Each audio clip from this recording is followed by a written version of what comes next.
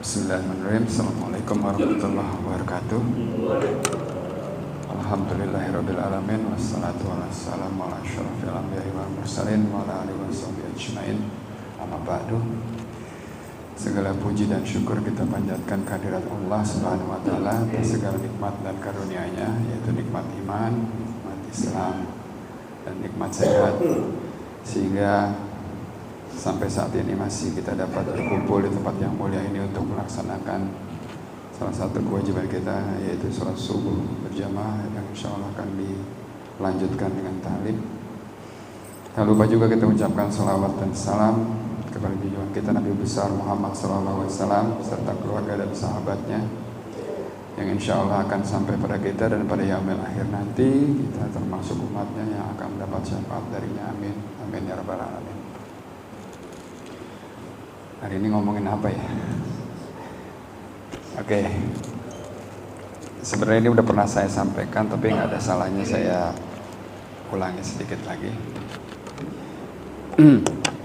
Kemarin itu saya dapat broadcastan tentang kondisi terakhir di Palestina. Ya. Jadi ternyata saudara-saudara kita di Palestina itu sudah sampai pada tahap yang mengkhawatirkan, kritis. Sebagai salah satu contoh, sama-sama Israel dan Palestina itu menggunakan air laut sebagai air minum. Ya. Jadi air laut itu didestilasi.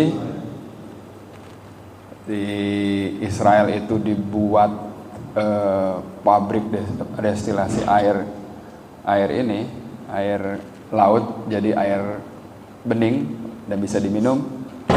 Sementara akses untuk mendapatkan air bersih itu nggak ada di Palestina. Jadi boleh jadi perbandingannya itu air bersih yang tersedia seadanya di Palestina itu cuma sekitar 7-10% dari kebutuhan. Bisa dibayangkan. Jadi udahlah daerah itu diisolir ya, sehingga nggak bisa bergerak lah istilahnya. Pasokan air nggak ada, listrik juga bisa dibayangkan susah juga di sana tuh.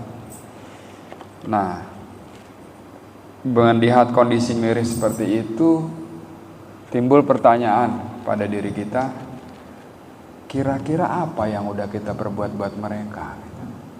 Sementara kita sama-sama tahu bahwa umat Islam adalah bersaudara. Dia itu saudara kita. Saudara itu layaknya seperti satu badan. Kalau misalnya kita kelingkingnya kena tahu susuben, kena serat kayu, sakit, itu berasanya semua sakit. Seharusnya kan seperti itu. Jika kita lihat umat Islam, yang nggak cuma umat Islam aja di Palestina itu kan ada juga yang lain ya, Kristen, Koptik dan segala macamnya. Jadi apa yang udah kita perbuat buat mereka gitu. Nah, kita tanyakan kembali kepada diri kita sendiri,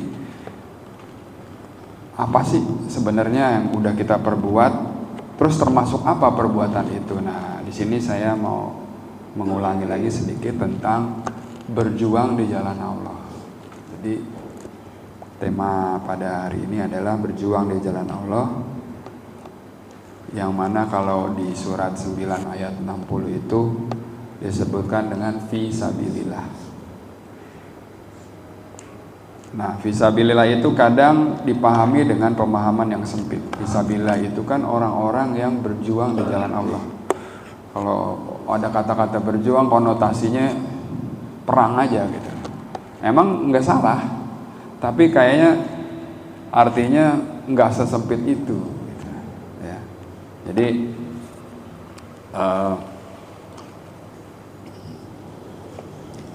sesungguhnya jihad fisabilillah atau berjuang di jalan Allah itu amat luas, menyangkut segala macam aktivitas yang Allah ridhoin. Ya, kita jamaah Masjid Anas ini duduk dan mendengarkan kajian-kajian seperti ini juga disebut fisabilillah, berjuang di jalan Allah. Ya, jadi jangan disempitkan artinya kalau jihad itu fisabilillah itu cuma perang doang. Memang benar ada artinya seperti itu. Cuma nanti bisa kita lihat dalam kondisi seperti apa. Ya.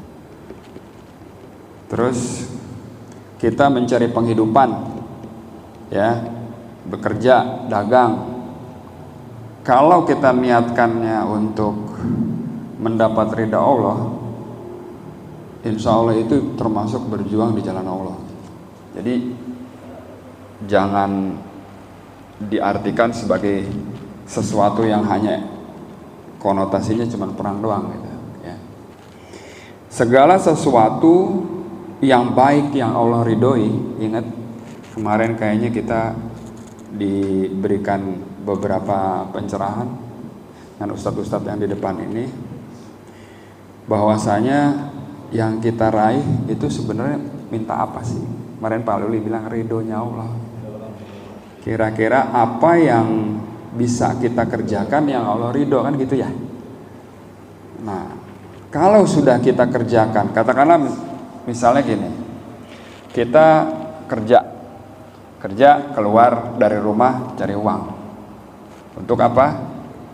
Ya untuk memenuhi kebutuhan kita sama orang-orang di rumah, kan katakanlah begitu ya. Tapi kalau diartikannya sebagai cari kerja aja, cari duit aja, kayaknya sayang. Ya. Kita niatkan dari rumah itu ikhlas untuk menggapai ridhonya Allah. Jadi keluar tuh, mau kita keluar kayak kemarin ada pengajian di sini, saya lihat ibu-ibu banyak, bapak-bapak juga ada, datang mencari ilmu. Niatnya apa?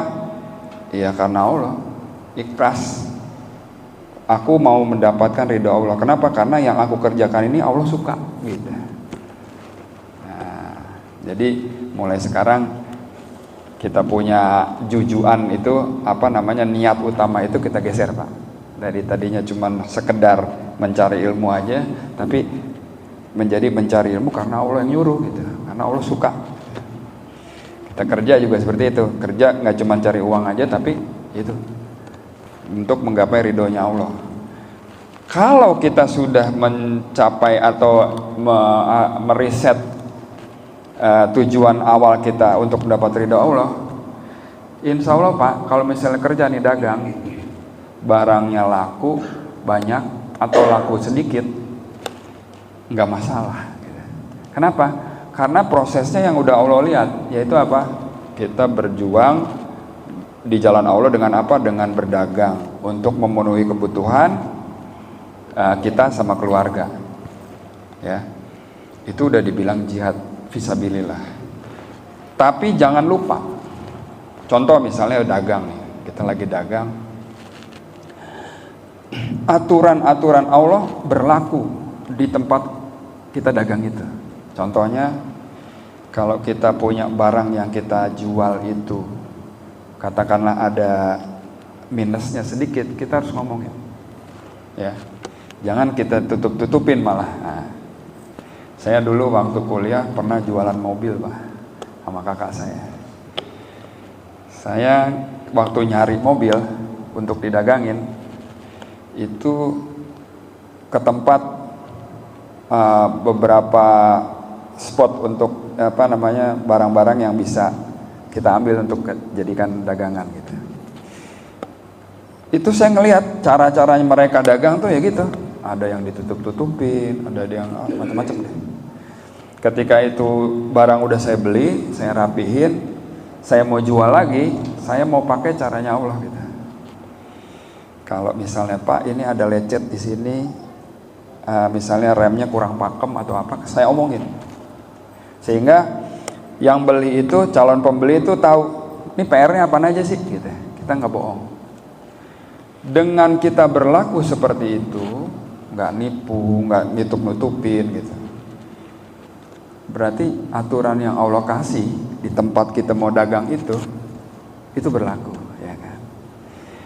Insya Allah begitu laku, berkah buat kita. Kenapa? Karena aiming kita, tujuan kita robah. Jadi dari cuman dagang doang menjadi apa yang diridhoi Allah. Sehingga apa yang kita lakukan itu menjadi satu item yang namanya berjuang di jalan Allah. Kira-kira begitu. Ya. Nah,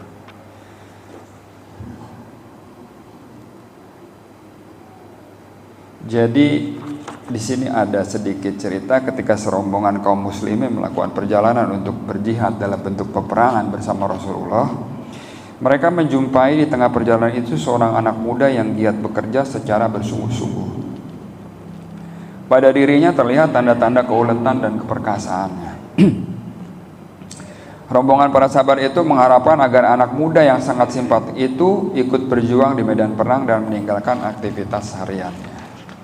Jadi ada rombongan Rasulullah lagi mau perang nih ceritanya. Di tengah jalan dia ngelihat anak muda tekun, keker, ulet gitu, ya kan? Sehingga sahabat-sahabatnya berpikir ini orang cakep nih kalau dijadikan salah satu pasukan kita gitu. Karena ngelihat fisiknya yang bagus sama ulet gitu. Terus dia ngomong tuh sahabat itu ke Rasulullah, ngomong kayaknya bagus nih anak muda ini kita jadikan tim pasukan kita. Tapi apa kata Rasulullah? Nabi SAW menegur cara pandang para sahabat itu. Beliau menyatakan bahwa aktivitas anak muda itu juga termasuk jihad fi sabilillah. Selanjutnya beliau bersabda dari hadis riwayat Tabrani, jika ia bekerja untuk menafkahi anak-anak yang masih kecil, maka ia telah berjuang di jalan Allah. Jika ia bekerja untuk menjaga dirinya agar tidak mengharapkan pemberian orang lain, maka ia berjuang di jalan Allah. Apabila ia bekerja mencari nafkah untuk mencukupi kebutuhan orang tuanya yang sudah lanjut usia, maka ia berjuang di jalan Allah. Dan apabila ia pergi bekerja untuk mencari kebanggaan diri dan kepuasan duniawi, maka ia berjuang di jalan setan. Nah, jelas ya. Sahabat melihat salah satu sosok pemuda yang kira-kira cakep nih buat jadi salah satu pasukan kita. Sayang ngelihatnya kalau cuman buat kerja di ladang doang, katakan begitu ya. Mending ikut kita berjuang perang gitu. Kata Rasulullah nggak begitu gitu. Kalau dia kerja untuk mencukupi kebutuhan anak-anaknya, dia berjuang di jalan Allah. Sama fisabilillah juga, jihad fisabilillah juga. Dia mencukupi untuk dirinya sendiri sehingga dia nggak meminta-minta pada orang lain, sama jihad fisabilillah. Yang ketiga, kalau dia bekerja sungguh-sungguh tapi untuk memenuhi kebutuhan orang tuanya yang udah tua, sama jihad fisabilillah. Jadi yang bisa kita lihat dari hadis ini adalah bahwa pengertian jihad fisabilillah itu nggak sempit. Ya. Kira-kira siapa orang-orang yang berjuang di jalan Allah? Kira-kira kita termasuk di dalamnya apa enggak? Jadi di surat Al-Hujurat ayat 15, ayat surat 49 ayat 15, Allah bersabda, innamal mu'minuna alladzina amanu billahi wa rasuli summa lam yartabu wa jahadu bi amwalihim wa anfusihim fi sabilillah ulaika humus shadiqun. Sesungguhnya orang yang beriman hanyalah orang-orang yang beriman kepada Allah dan Rasulnya, kemudian mereka tidak ragu-ragu dan mereka berjihad dengan harta dan jiwa mereka pada jalan Allah. Mereka itulah orang-orang yang benar. Jadi yang berjuang di jalan Allah itu yang mana? Orang-orang yang beriman. Kalau kita ditanya, Anda sudah beriman? Sudah. Tapi beriman dalam surat ayat ini tidak hanya beriman kepada Allah dan Rasul, tapi juga dia enggak ragu-ragu dan mereka berjihad dengan harta dan jiwa. Kenapa disebutin harta dulu baru jiwa? Biasanya nih, waktu itu pada saat mau perang Tabuk, ya, Rasulullah kan udah, ayo siapa yang mau perang sama saya? Jadi kalau kita lihat Rasulullah itu bukan tipe yang, lu perang lu, enggak. Ayo siapa yang mau ikut sama saya? Jadi dia duluan. Gitu. Nah, teladan kita seperti itu ya. Kita duluan nih maju. Siapa yang mau ikut? Mau ikut? Oke, enggak ya, nggak apa-apa. Allah Maha Kaya, Allah Maha Tahu kan gitu. Ketika ditawarin seperti itu, maka ada di antara orang-orang Arab Badui yang diajak itu yang kebetulan dia kaya, kebetulan usahanya banyak, dia punya cukup harta, tapi dia nggak mau berperang. Gitu. Jadi ketika diminta, dia bilang, ya Rasul, saya di sini aja sama orang-orang yang kagak ikut perang. Ya. Kenapa begitu gitu ya? Karena dia mikir, ngapain sih perang? Ya kan? Ntar usaha gua nggak jalan lagi. Ya, seperti itulah kurang lebihnya. Jadi kalau kita baca di At-Taubah ya, At-Taubah kalau nggak salah ayatnya mulai dari 86 itu orang-orang yang nggak mau perang bersama Nabi ya saat itu ya, saat perang Tabuk, Allah aja nggak mau menghiraukan dia ya kan, luar biasa tuh Pak. Dia mampu, nggak ada uzur, nggak ikut perang. Kalau kita tarik ke zaman sekarang, kita mampu, nggak ada uzur, kita nggak mau bantu orang-orang yang membutuhkan, padahal sama-sama Muslim. Kita nggak mau bantu saudara-saudara kita di Palestina, padahal kita mampu. Nah, itu kategorinya kayak begitu, ngeri banget Pak. Nah, sementara itu jenis atau perjuangan di jalan Allah itu ada beberapa ya. Jadi salah satu tugas manusia adalah berjuang di jalan Allah, baik dengan harta maupun dengan jiwa dan raga. Dalam arti bahwa sebagian umat Nabi Muhammad hendaknya selalu meningkatkan perjuangan di jalan Allah. Jadi yang namanya jihad di jalan Allah itu bukan cuma diomongin tapi dilakonin kan gitu ya. Buat kita umatnya Nabi Muhammad, berjuang di jalan Allah itu suatu kewajiban gitu ya. Udah nggak sih kita berjuang di jalan Allah gitu, jangan cuma hidup doang gitu ya. Minimal kalau ada orang-orang yang meluangkan waktunya untuk menimba ilmu, meluangkan waktunya untuk terjun ke masyarakat, mengurusi orang lain, nah itu udah termasuk Pak. Saya rasa yang di Masjid Anas ini udah semuanya seperti itu. Nggak hidup sendirian tapi bersosialisasi dan ada effortnya untuk masyarakatnya. Jadi jihad dalam arti luas bukan berarti yang digembar-gemborkan oleh yang kita tahu sekarang. Kalau ngedenger jihad tuh kayaknya udah langsung ke situ aja gitu, padahal enggak.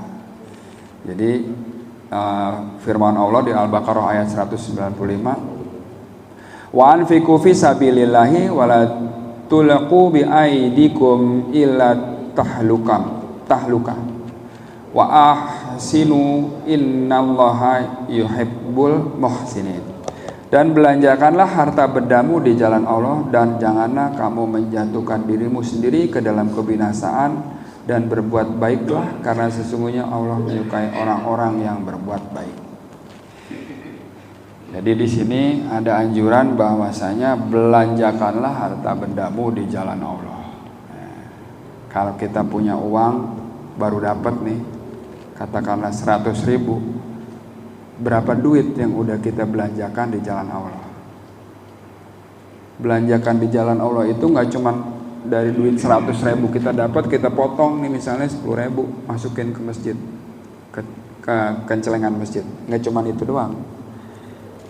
Kalau kita melihat ada orang yang membutuhkan katakanlah membutuhkan apa ya, ada anak kecil mau sekolah nggak punya sepatu, dari duit kita itu kita taruh buat beliin tuh sepatu tuh anak, bukan padahal itu bukan anak kita, misalnya kita anak tetangga gitu kebetulan butuh, itu sama Pak.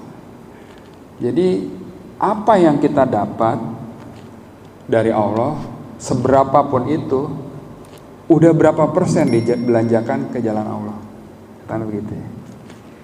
Jadi mesti ngimbang Pak. Kalau kita dapat 100.000, cepet-cepetnya kita habisin, ya sayang gitu, kagak dapat pahala, maksudnya begitu. Kita dapat nih halal, tiba-tiba kita potong tuh 10.000 buat jajanin orang, gitu, misalnya kelihatan nih pada kelaparan nih, nah beliin gorengan 10.000, sama tuh Pak. Ya. Dari duit yang kita dapat, udah berapa persen kita keluarin? Nah ini anjurannya seperti itu. Jadi nggak hanya dapat duit gede, duit yang dikit juga gitu kan. Karena Allah kan mintanya berinfaklah di kala lapang dan sempit. Ya Pak.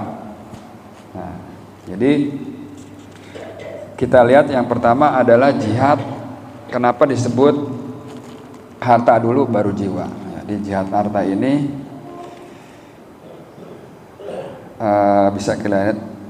bisa kita lihat di surat Al-Baqarah ayat 261. Ini ayat yang udah masyhur banget tentang infak, yang mana infak 1 butir itu dibalas 700 kali lipat oleh Allah ya.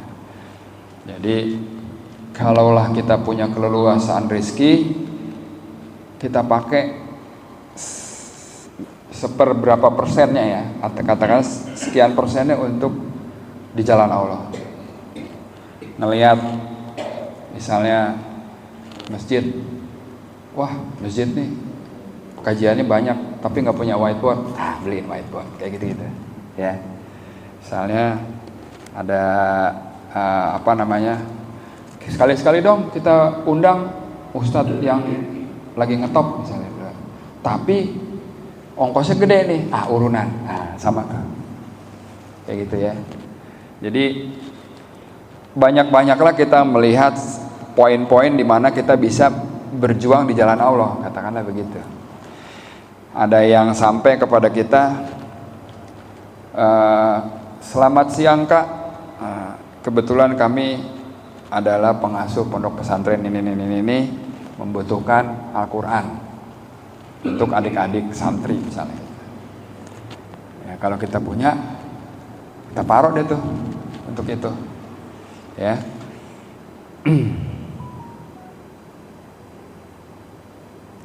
Lalu yang kedua adalah berjuang di jalan Allah dengan dakwah, syiar agama, amar ma'ruf nahi mungkar. Ya, jadi termasuk juga kita sekarang ini lagi berjuang di jalan Allah dengan menambahkan ilmu dari beberapa teman-teman yang bisa sharing ya di sini. Yang kedua itu adalah kita berjuang di jalan Allah dengan mencari ilmu.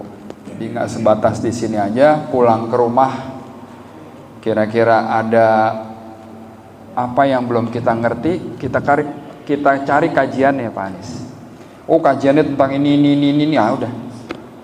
Itu kita cari, itu termasuk berjuang di jalan Allah dalam sisi mencari ilmu. Dan yang paling baik adalah mencari ilmu dan mengajarkannya. Nah, kira-kira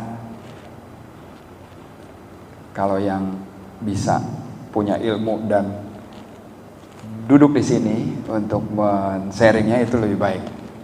Ya, saya harap di Masjid Anas ini jamaahnya ilmunya banyak semua nih.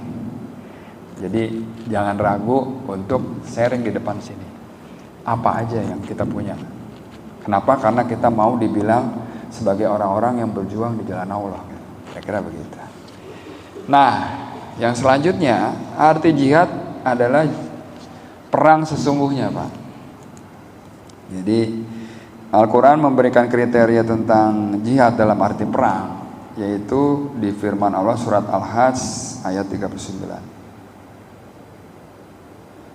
Udzina lil ladzina yuqataluna bi annahum zalimu wa innallaha ala nasrihim laqadir.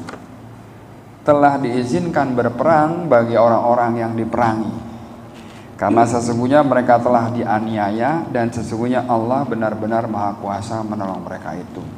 Jadi jihad di dalam arti perang sesungguhnya itu memiliki kriteria. Yang pertama, ada musuhnya. Ya. Jadi kalau kita mau perang kagak ada musuh, nggak jadi perang namanya. Ya. Pertama ada musuhnya, kedua ada orang-orang yang dianiaya atau teraniaya. Yaitu orang pertama-tama yang dibunuh tanpa hak yang jelas ya. Jadi nggak ada, istilahnya gini, kalau ada orang berperang tapi nggak ada asbabnya yang kuat, itu nggak boleh. Tapi kalau ada orang dianiaya, si orang teraniaya ini membalas atau kita tolongin dia, nah itu ada alasan. Contohnya kayak saudara-saudara kita di Palestina. Saya sampai ngeri ngelihat berita-berita terakhir yang hadir gitu ya di banyak media sosial, bahwasanya udah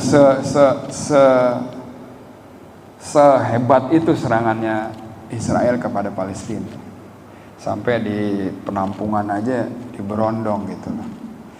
Terlepas daripada keadaan sebenarnya bagaimana saya nggak tahu, tapi saya lihat seperti itu, masya Allah, subhanallah, udah kayak begitu gitu loh. Nah terus mereka berperang untuk mempertahankan haknya, nah itu udah boleh.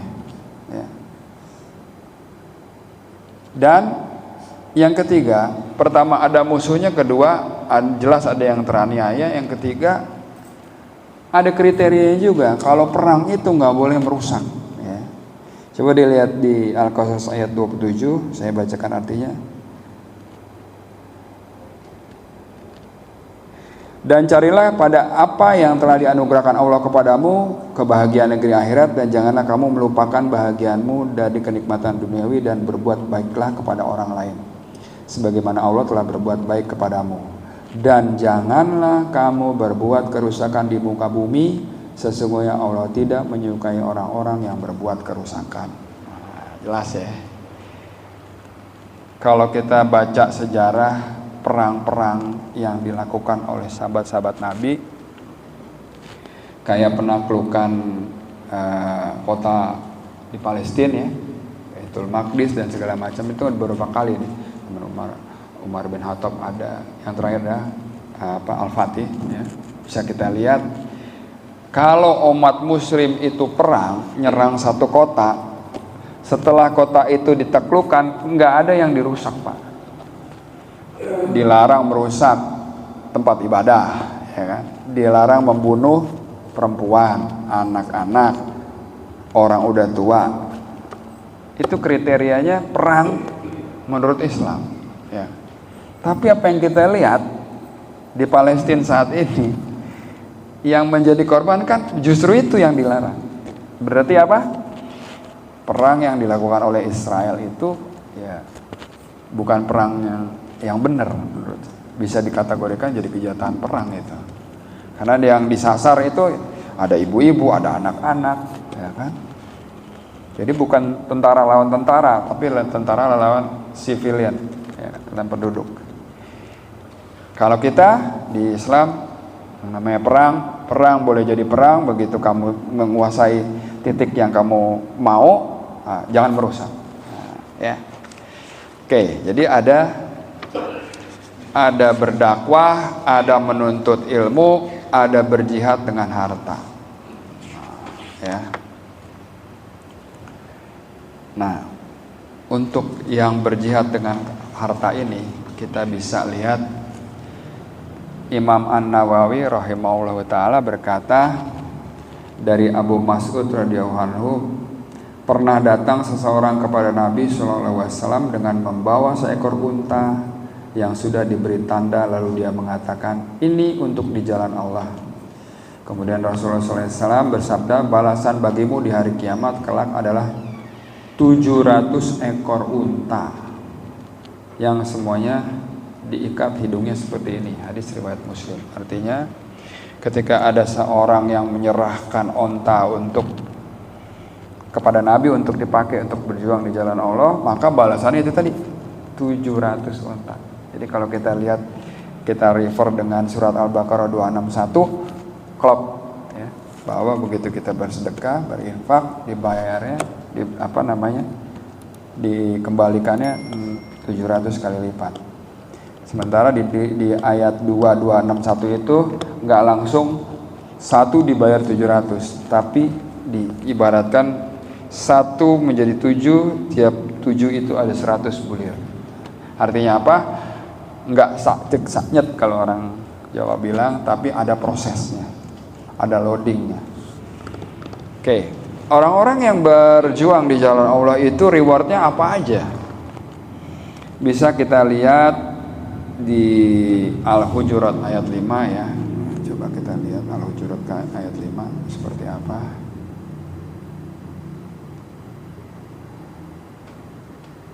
Al-Hujurat ayat 49 ya, ayat 5.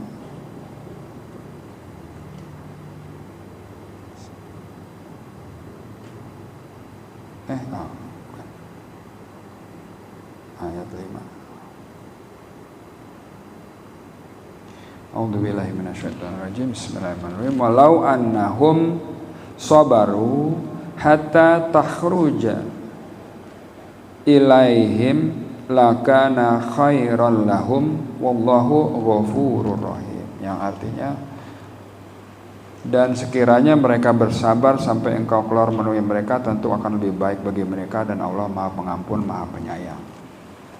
Jadi diampuni nama Allah dan disayangi nama Allah. Yang kedua, diberikan jalan oleh Allah untuk memenuhinya. Coba kita lihat di surat Al-Ankabut ayat 69, dan orang-orang yang bersungguh berjuang di jalan kami akan benar-benar menunjukkan jalan kami, dan sesungguhnya Allah bersama orang-orang yang berbuat kebaikan. Nah ini, jadi kalau kita berjuang di jalan Allah, kita dikasih tahu jalan keluarnya dari apa yang lagi ada atau menimpa pada diri kita. Contoh, misalnya kita lagi ada masalah misalnya paling gampang deh ya, yang umumnya kejadian itu adalah kekurangan harta, katakanlah gitu. Kita ada masalah, diuji sama Allah dengan kekurangan harta. Kalau kita mau jalan keluarnya, salah satunya ini, coba deh berjuang di jalan Allah. Kan banyak tadi tuh, ya kan, untuk ilmu, ngajarin segala macam. Insya Allah Allah akan kasih jalan keluarnya, ya, karena Allah bersama orang-orang yang berbuat kebaikan. Nah,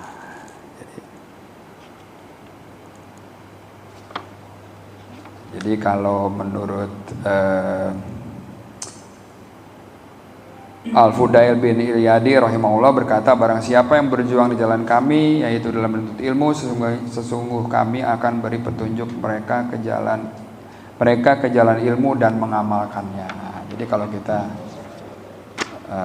berjuang di jalan Allah, kita mencari ilmu, dikasih tuh petunjuk sama Allah, mulai dari gurunya dikasih yang bagus, materinya dikasih yang bagus, terus kalau diterapin itu berguna sekali buat kita, kira-kira gitu.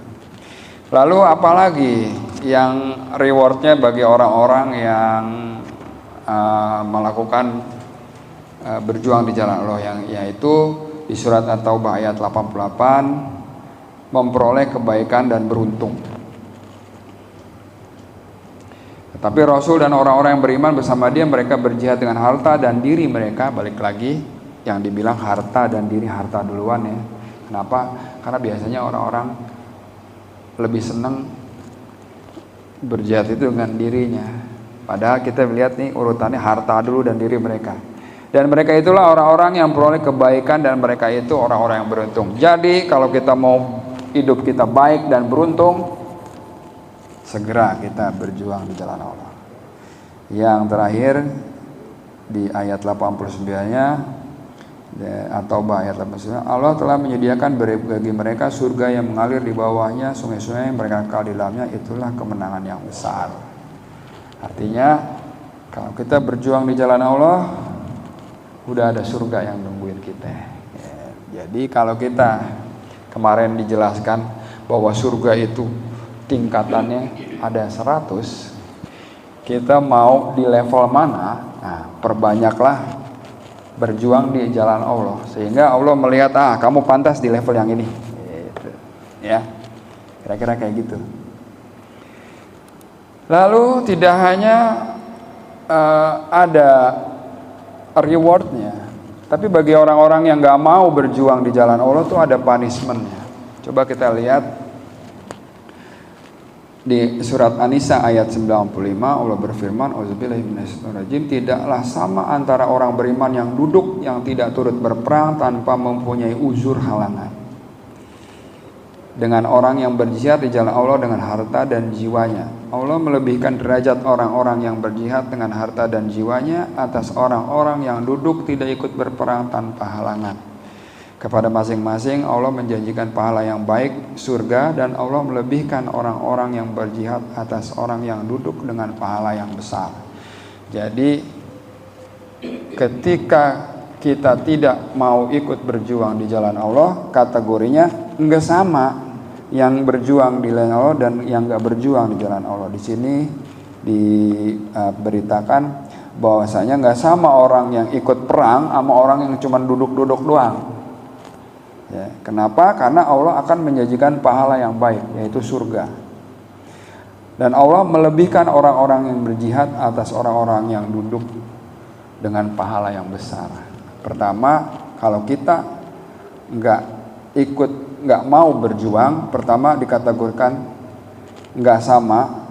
Kenapa? Karena Allah menjanjikan pahala yang besar bagi orang yang ikut berjuang dan juga melebihkan terhadap orang-orang yang nggak mau berjuang tersebut. Yang dilebihin apa aja, ya kan? Nah, Allah lebih menghargai orang-orang yang berjuang dengan memberikannya kepadanya derajat yang lebih tinggi daripada orang-orang yang hanya tinggal di rumah. Artinya gitu. Ketika kita ikut berjuang di jalan Allah, Allah meninggikan kita beberapa derajat dari orang-orang yang nggak mau berjuang di jalan Allah. Ya. Orang yang mencari ilmu karena Allah tadi derajatnya lebih tinggi daripada orang yang enggak mau cari ilmu. Ya udah, gue begini aja deh, nggak usah ditambah. Gue kalau makin tahu makin ini kan, dengar begitu ya, biasa gitu ya teman-teman kita tuh dulu. Wah, gue kalau makin nggak malas gue ikut ngaji, kalau gue makin tahu makin nggak bisa ngapa-ngapain gue kan gitu ya. Ada tuh teman-teman kita yang dulu begitu. Tapi sekarang udah mulai berubah. Malah dicari itu pengajian gitu. Kenapa? Ketika kita belajar lebih tahu bahwa Islam itu luas dan caranya nggak simpel gitu. Bukan nggak simpel, caranya nggak cuman sedikit gitu. Banyak ilmu yang harus kita pelajari. Ketika ada orang belajar, maka di situ ditumbuhkan sama Allah rasa untuk terus belajar. Ya. Belajar, amalin. Belajar, amalin. Kalau belajar doang nggak pernah diamalin, kayak pohon rindang kagak ada buahnya, kira-kira begitu. Ya. Punishmentnya pertama adalah nggak sama, nggak dikasih derajat yang lebih tinggi. Ya. Terus hatinya dikunci mati, ya.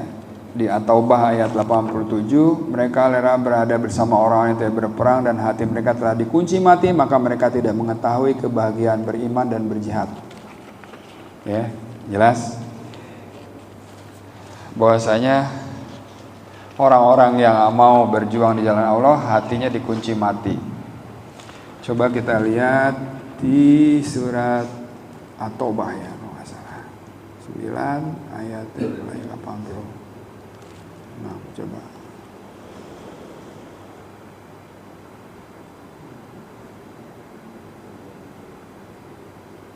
Ya, saya bacakan di ayat 86-nya ya.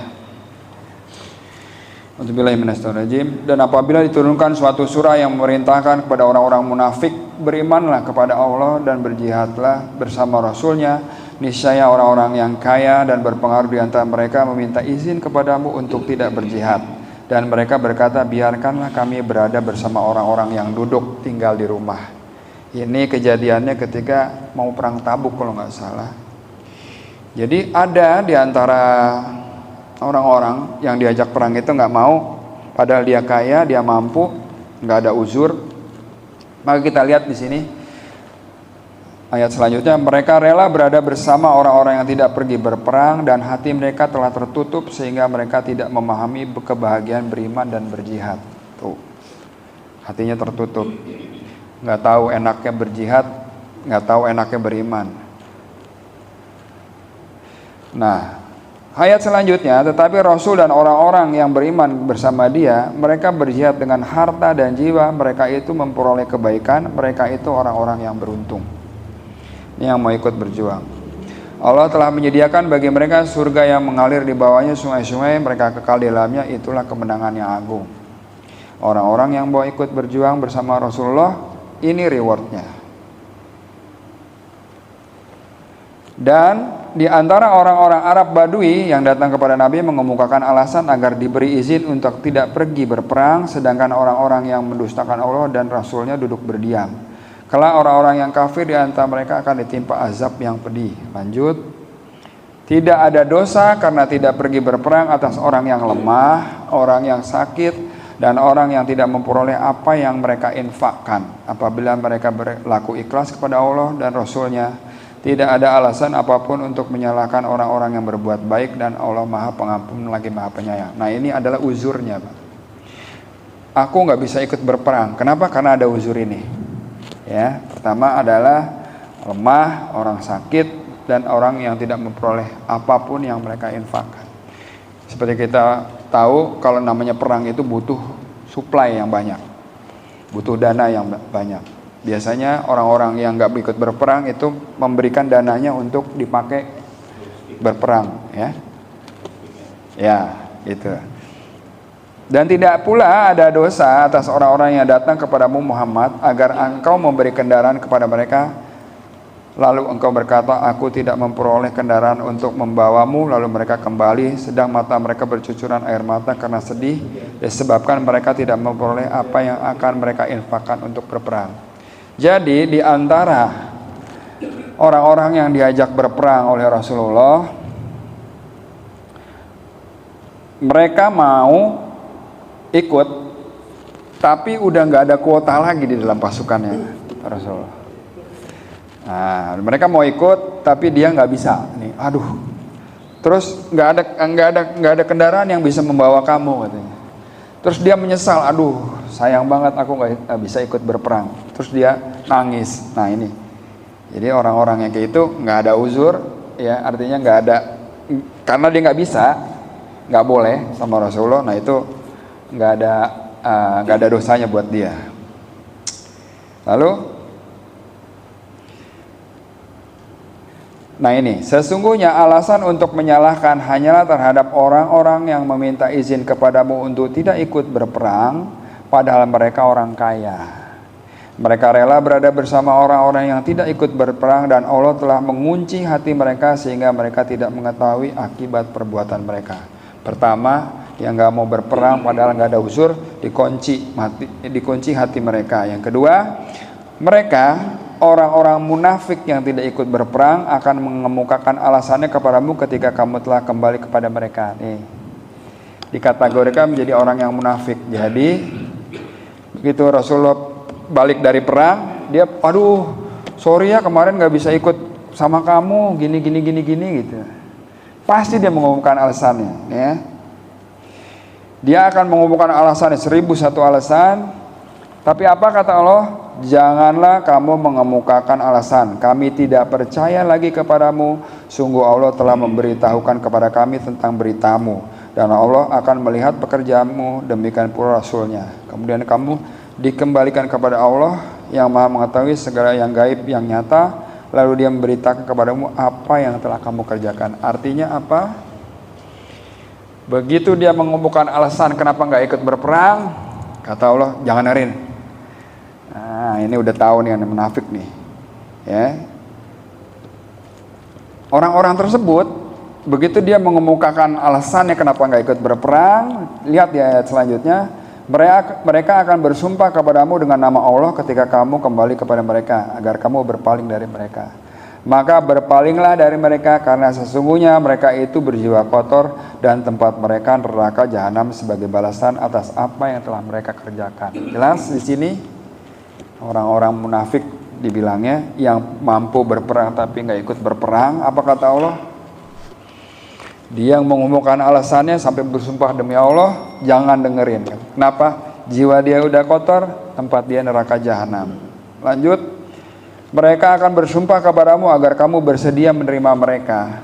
Tetapi sekalipun kamu menerima mereka, Allah tidak akan ridho kepada orang-orang yang fasik. Tuh, udahlah munafik, orang yang fasik. Diajak berperang, padahal dia mampu, dia milih gak berperang. Begitu Rasulullah balik, dia mengumumkan alasannya, kata Allah, jangan dengerin. Dah, tempatnya neraka jahanam tuh. Mereka bersumpah, memohon untuk diterima lagi, katakanlah begitu. Tapi kata Allah bilang, jika kamu menerima mereka, maka Allah tetap nggak mau menerima mereka. Ya. Jadi jelas di sini bahwasanya beda antara orang yang mau berjihad atau berjuang di jalan Allah dengan yang enggak. Yang mau itu hatinya lapang, yang enggak hatinya dikunci. Ya. Terus dikategorikan sebagai orang yang munafik, orang yang fasik. Ya. Mudah-mudahan kita nggak termasuk golongan orang-orang yang kayak gitu. Amin. Ya. Itu aja yang bisa saya sampaikan. Mudah-mudahan dengan sedikit kita melihat bahwasanya kesempatan berjuang di jalan Allah itu sangat besar. Di semua lini ada. Paling tidak kita dapat digolongkan termasuk orang-orang yang berjuang di jalan Allah. Amin. Dengan beberapa item yang emang bisa kita kerjain gitu. Ya. Mudah-mudahan dengan kita berjuang di jalan Allah, jadi apa yang kita kerjakan itu apa yang kita kerjakan itu memiliki nilai plus di mata Allah. Yang mana kalau kita berjuang di jalan Allah itu Allah udah janji akan menaikkan derajatnya dan akan diberikan surga ketika dia udah wafat nanti. Itu aja, mudah-mudahan bermanfaat. Lebih kurangnya saya mohon maaf. Kalau ada yang mau ditambahkan atau ditanyakan, mangga silakan. Masih ada waktu kira-kira 5 menit lagi. Ya, siap. Waalaikumsalam warahmatullahi wabarakatuh. Ini isu di Palestina ya Pak ya. Ya. Nah, gimana sudut pandang kita dari sisi agama maupun sudut pandang kita dalam dalam ini rangka kenegaraan ya. Satu sisi kita tidak bisa lihat saudara-saudara kita sana bukan dibantai kan, dimusnahkan lah. Nah, sementara negara ini kan kayaknya kesannya ya begitu lah. Ya. Tidak. Nah, karena bagaimana pengaruh organisasi Islam kita nih yang besar kayak NU, Muhammadiyah, apa kita bisa memberi sesuatu makanan kepada Oke. kita ya. Baik. Jadi kalau kita lihat langkah yang sudah diambil oleh negara dalam konflik Palestina ini sebenarnya udah cukup besar, Pak. Ya. Cuman memang damage atau kerusakan yang ada di Palestina itu besar banget, Pak. Jadi kayaknya di samping negara sudah berbuat, kalau nggak salah itu kan ada beberapa bantuan yang sampai masuk ditahan di Mesir, katakanlah begitu ya. Nah, kayaknya perlu perlu effort yang lebih untuk bisa kita membantu sampai kepada yang membutuhkan di Palestina. Ya, kalau saya lihat tuh ada beberapa, ada orang-orang kita yang di sana yang mengkoordinir, dan memang yang udah disuplai di sana juga nggak sedikit, sudah banyak juga, tapi memang benar-benar kurang, Pak. Itu ya. Nah, kalau saya lihat Muhammadiyah bikin, NU juga bikin, ya, bantuan ke sana. Ahli-ahli kita juga udah pada datang ke sana. Kemarin juga ada yang namanya sedekah alat untuk destilasi air, ya. Jadi air yang dipakai kan air laut yang dimurnikan. Nah, kita juga ada gerakan untuk itu. Bapak bisa cari di internet, ya. Yang perlu kita pahami lebih lanjut adalah bahwa itu emang tugas kita, Pak, gitu ya. Membantu mereka itu emang tugas kita. Gitu. Tapi dengan cara apapun itu, ya, dengan cara kita berikan bantuan kepada orang yang memang, kan udah ada tuh, ada beberapa tim yang memang terjun langsung ke sana, Pak. Bisa kita lewat situ. Karena gini, di beberapa waktu yang lalu mungkin Bapak pernah lihat ya, jagat media sosial kita itu dipenuhi sama komentar netizen tentang ada kira-kira 5 orang anak SMP cewek makan di McD. Dia bilang ini, wah ini dagingnya anak Palestina, sausnya, oh ini darahnya anak Palestina. Melukai, Pak, itu. Sampai ada orang Palestina sendiri protes gitu. Luar biasa, kita kan hubungannya dengan Palestina kan luar biasa kan. Oh, itu dihabisin sama netizen, orang itu tuh, anak-anak itu. Saya sampai kasihan gitu. Ya, kenapa? Karena nggak ada empati mereka gitu. Dianggap cerita perang itu cuma cerita doang. Mungkin dia dengar dari versi dia, cerita dari versinya Israel kali, saya nggak tahu. Sampai dia kayak begitu. Padahal kita sama-sama tahu. Nggak usah umat Muslim dah. Orang Indonesia itu support sekali. Jangan orang Indonesia. Ya. Organisasi yang Islam negara kita kan disebut Betul. pada pemerintah. Ya. Jadi dunia ini kan urusannya hanya menonton. Ya. Tapi itu udah ada sih, Pak. Saya pernah baca juga. Mungkin dari pengaruh organisasi yang besar ini bisa berkesan pada pemerintah, supaya pemerintah menggunakan pengaruh politiknya pada dunia supaya bisa mengambil tindakan. Ya. Jangan membiarkan gitu. Betul. Saya pernah baca tuh, Pak. Memang ada himbauan ya, bukan ya, himbauan dari Muhammadiyah juga ada, dari NU juga ada kepada pemerintah untuk melakukan itu tadi, Pak. Ya, dari sisi diplomasi ya, katakanlah gitu. Dan saya pernah ngeliat ada videonya tentang Menlu kita. Bapak pernah lihat ya, Menlu kita yang dengan tegas di PBB bilang, gua nggak bisa terima ini, katanya. Indonesia mengutuk ini, gitu. Jadi saya lihat usaha Indonesia sebagai negara ya, Pak ya, untuk lewat jalur diplomasi juga udah ada. Tapi memang rusaknya luar biasa, Pak, di sana, Pak. Rusaknya di sana luar biasa gitu. Dan kita sama-sama lihat yang mengutuk perbuatan Israel di PBB itu udah sekian ratus negara, ya. Jadi kita berada pada satu jajaran yang menentang itu. Kalau di dalam pergaulan dunia internasional, Indonesia udah termasuk orang-orang negara yang memang nggak setuju dengan itu, ya. Dan sudah disampaikan dan saya mendengarnya juga luar biasa tegas. Jadi pengaruhnya kita di PBB kan mungkin juga gitu kan. Contohnya Pak ya. Ya. Kayak Rusia ya. Ya. Rusia begitu nyerang Ukraina. Nanti PBB kan jelas, FIFA jelas, dia nggak boleh ikut terbuka, jelas ada tindakan. Sekarang Palestina yang dibegitukan aja. Iya. Ya. Kenapa? Iya, itulah ya. Kita mudah-mudahan dapat solusinya tuh untuk yang itu. Tapi benar juga, Pak. Emang itu tadi kita luar biasa memang harus membantu Palestina yang dengan segala cara, ya, dengan segala cara. Tapi saya benar tuh melihat kalau dari sisi diplomasi udah, tapi memang masih kurang kalau saya bilang sih.